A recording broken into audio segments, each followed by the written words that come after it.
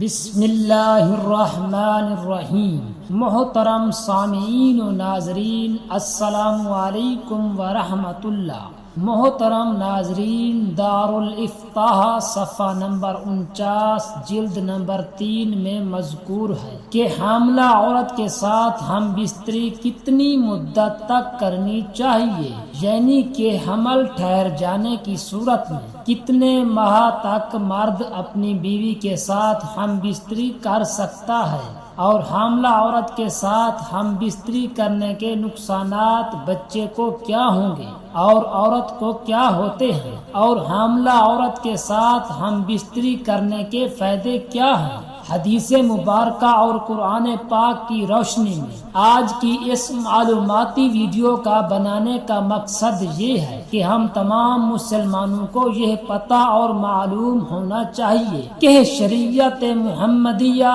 صلی اللہ علیہ وآلہ وسلم میں حاملہ عورت کے ساتھ ہم بستری کب تک کر سکتے ہیں۔ محترم ناظرین، اپنی بیوی کے ساتھ ہم بستری کرنا سنت عمل ہے، اور سنت عمل جس نے ایک ادا کیا گویا اس نے 10 نیکیاں حاصل کی۔ حدیث صحیح مسلم میں حضرت عبداللہ بن عمر رضی اللہ تعالی عنہ فرماتے ہیں کہ اللہ تعالی ان میاں بیوی پر راضی ہوتا ہے جو سرد راتوں میں ہم بستری کرتے ہیں اور رب کے ڈر سے ٹھنڈے پانی سے غسل کرتے ہیں اور اس کی رضا پر راضی رہتے ہیں۔ اس وقت اللہ تعالی فرشتوں سے فرماتا ہے، اے فرشتوں، تم ان کے سابقہ گناہ معاف کر دو، کیونکہ ان نے میری رضا کے لیے ٹھنڈے پانی میں غسل کیا، اس لیے میں ان پر راضی ہوں۔ محترم ناظرین، اپنی خواہش پر صبر کرنا بہت مشکل ہوتا ہے، تو اب سوال یہ ہے کہ مرد اپنی بیوی سے ہم بستری کب تک کر سکتا ہے؟ 2 مہینے، 4 مہینے یا 6 مہینے کب تک ہم بستری کر سکتا ہے، اور کب پھر اس کو منع ہے؟ حمل کے دوران اگر ہم بستری کی جائے تو اس کا فائدہ کیا ہوتا ہے اور نقصانات کیا ہوتے ہیں؟ حاملہ عورت سے ہم بستری کتنے مہینوں تک اس کا خاوند کر سکتا ہے؟ تو جواب بڑی توجہ کے ساتھ سنیے گا۔ پہلے تو یہ بات سمجھنا ہوگی کن کن صورتوں میں اسلام کے اندر ہم بستری کرنا منع ہے۔ پہلی چیز ہے حیض کے دوران حیض کی کم سے کم مدت 3 دن، زیادہ سے زیادہ مدت 10 دن۔ ان 3 سے 10 دنوں کے دوران آپ ہم بستری نہیں کر سکتے اپنی حلال بیوی کے ساتھ۔ قرآن پاک نے عورت کے حیض کے ایام میں منع کر دیا ہے۔ ترجمہ اور مفہوم کچھ یوں ہے کہ سوال کرتے ہیں نبی پاک صلی اللہ علیہ وآلہ وسلم سے کہ حیض کے بارے میں تو اللہ کے قرآن پاک میں جب آپ کو کہہ دیا ہے کہ عورتوں سے جدا رہو، حیض کے دنوں میں تو حیض کے دن کتنے ہیں؟ کم سے کم 3 دن اور زیادہ سے زیادہ 10 دن، تو حیض کے دنوں میں بچ کر رہنا چاہیے۔ محترم ناظرین، دوسری جگہ شریعت محمدیہ صلی اللہ علیہ وآلہ وسلم نے جو قید اور منع فرمایا ہے اپنی حلال بیوی سے ہم بستری کرنے، وہ ہے نفاس کے دنوں میں۔ نفاس کیا ہوتا ہے؟ جب بچے کی پیدائش ہوتی ہے اس کے بعد عورت کی شرمگاہ سے خون آتا رہتا ہے، نجاست آتی رہتی ہے، جب تک نجاست بند نہ ہو جائے، جب بچہ پیدا ہو جائے۔ اس کی مدت نجاست رہنے کی کیا ہے؟ زیادہ سے زیادہ اس کے 40 دن ہوتے ہیں، اور کم سے کم اس کی کوئی مدت نہیں ہے،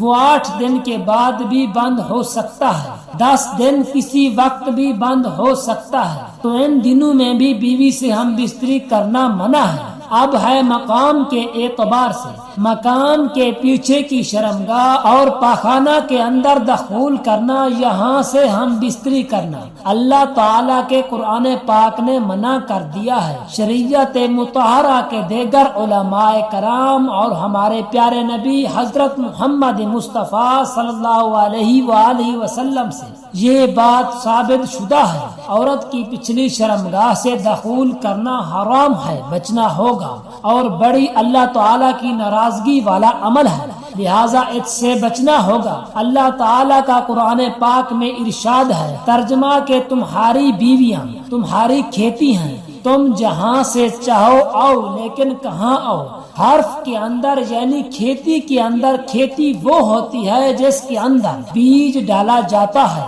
تو بیج اگتا ہے۔ غالب امکان یہی ہوتا ہے کوئی بیماری لگ جائے، کوئی اور مسئلہ بن جائے تو وہ الگ بات ہے، لیکن غالب گمان کیا ہوتا ہے کہ وہاں سے کھیت اگتا ہے۔ جس کھیتی کے اندر بیج ڈالا جاتا ہے تو بیج کی جگہ حرف جس کو کہا گیا ہے وہ آگے کی شرمگاہ ہے بیوی کی، پیچھے کی نہیں، وہ پخانہ ہے، پخانے کی جگہ ہے نجاست ہے، اس سے بچنا ہوگا۔ تو اب آتے ہیں آج کا جو سوال ہے، کب تک حاملہ بیوی کے ساتھ ہم بستری کب تک کر سکتے ہیں؟ تو جواب بڑا واضح ہے کہ شریعت مطہرہ اسلام کے تمام ماخذ قرآن، حدیث اور اجماع یہ سارے آپ کو اجازت دیتے ہیں کہ آپ جب چاہیں یعنی اگلے دن بچے کی پیدائش ہونے والی ہے اس سے پہلے آپ اگر ہم بستری کرنا چاہتے ہیں تو کر سکتے ہیں، آداب اور اپنی بیوی کی صحت کو دیکھتے ہوئے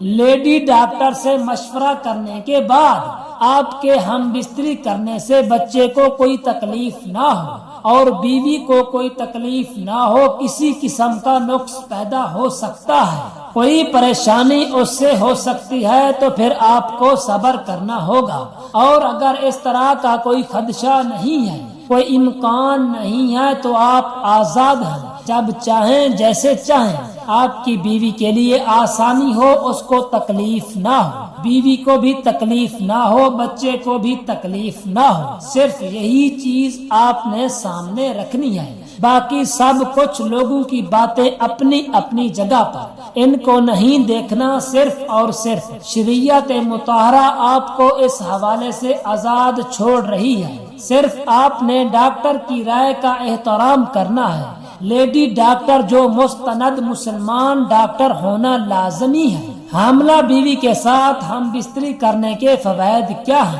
فقہائے کی رائے ہے، لیکن رائے انتہائی مستند کتاب کے اندر لکھی ہوئی ہے۔ رد المخاریہ فتاوی کی بہت بڑی کتاب دارالافتاء کا حصہ یہ کتاب ہے، بڑی معتبر کتاب ہے، جس کے صفحہ نمبر 49 جلد نمبر 3 پر یہ بات موجود ہے کہ اگر حاملہ بیوی سے ہم بستری کی جائے تو بچے کی قوت سماعت کے اندر اضافہ ہوتا ہے، حافظہ مضبوط ہوتا ہے، اس کے بال بڑھتے ہیں، اور تیسری چیز یہ کہ اس کی بینائی تیز ہوتی ہے۔ یہ فائدے ہیں اس عمل کے، اگر اس کو اس سوچ کے ساتھ، اس یقین کے ساتھ کیا جائے تو انشاءاللہ یہ فائدہ حاصل ہوگا۔ اللہ رب العزت ہم سب کو اپنی بیویوں کے ساتھ حسن سلوک سے رہنے کی توفیق عطا فرمائے اور ساری زندگی شریعت محمدیہ صلی اللہ علیہ وآلہ وسلم پر عمل کرنے والا بنائے